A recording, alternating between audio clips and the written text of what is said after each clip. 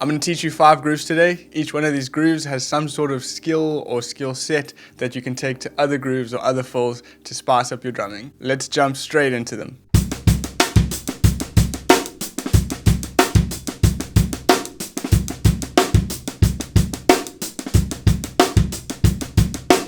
Groove 1, you're going to be playing 16ths on your hi-hat, and you've got a whole bunch of ghost notes with your left hand. So the point of this groove is just to develop those ghost notes. It's quite busy, so you're going to need to fit your left hand in there as slickly as possible. So what this groove is doing is keeping your right hand locked while your left hand is playing different ghost notes. And then at the end, you've got 2 quick 30-second note ghost notes just to add another thing, another dynamic to the groove. That will just train you to play some fast doubles with your left hand. Here it is slow, and then I'll speed it up.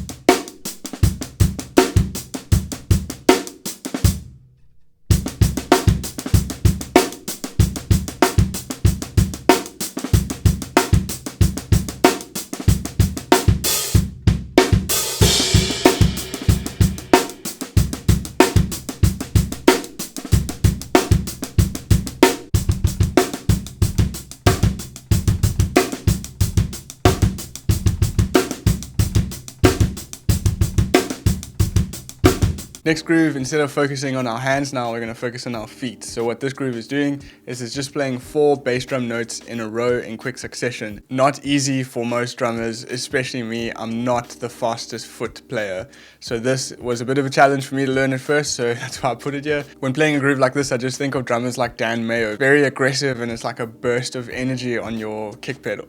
What this is doing is just making you play fast bass drum notes. Here it is slow, then I'll speed it up.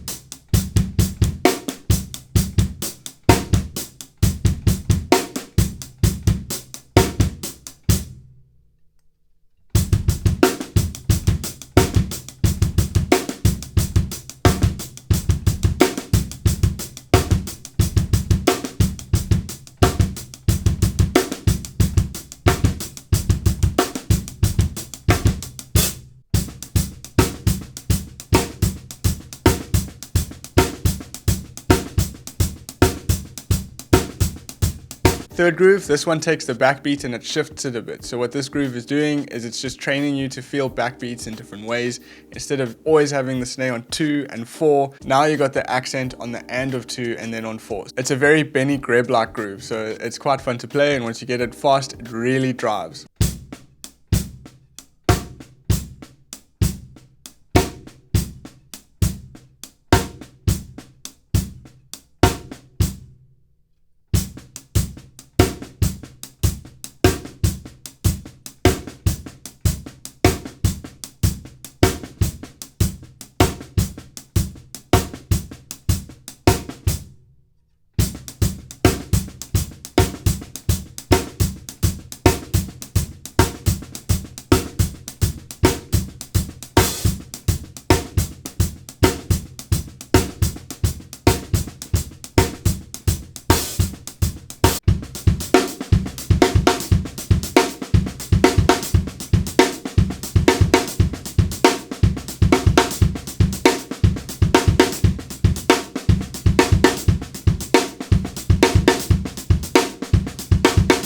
Fourth groove is a linear groove, completely linear, nothing is playing at the same time. You got a kick, and then you got a hand, and then you got another hand, and you got a kick. That type of thing throughout the whole groove. The point of this specific one here is that it's just uncomfortable to play.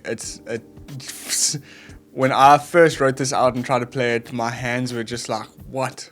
So yeah, I'm just putting it here so you have a groove that's uncomfortable, that pushes the boundaries of linear drumming. Because what usually happens with linear drumming is we stick to playing backbeats on 2 and 4, and we stick to playing patterns in this place or that place, and we get used to doing that. So what this groove is doing is it's a bit weird, and it's got a double accented snare at the end, which is not that easy. Here's the groove slow, and then I'll speed it up.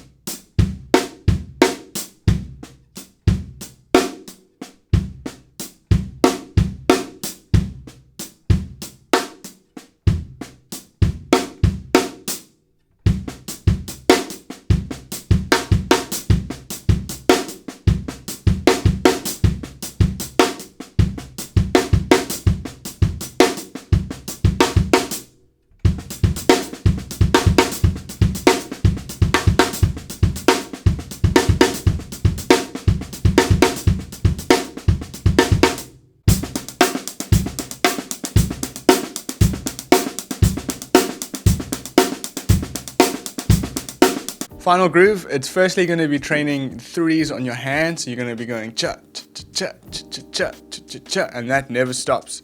And then what you're going to do with your left hand is it's a very, very popular ghost note pattern. On the first group of 16th notes, you're going to go cha cha cha, and then on the second one, you're going to be playing an accent followed by a ghost note straight afterwards, and then another ghost note on the of that grouping. So it's da da da. So you're getting this da da da. Extremely common ghost note pattern. So if you don't know how to play this groove will help you do that, and at the same time you're training the threes on your right hand.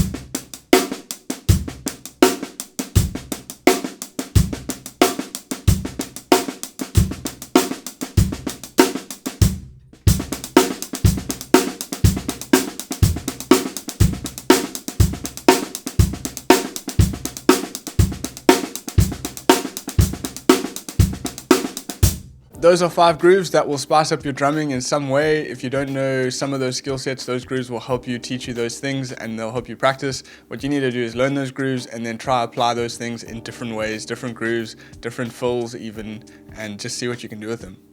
Thanks guys, see you in the next one.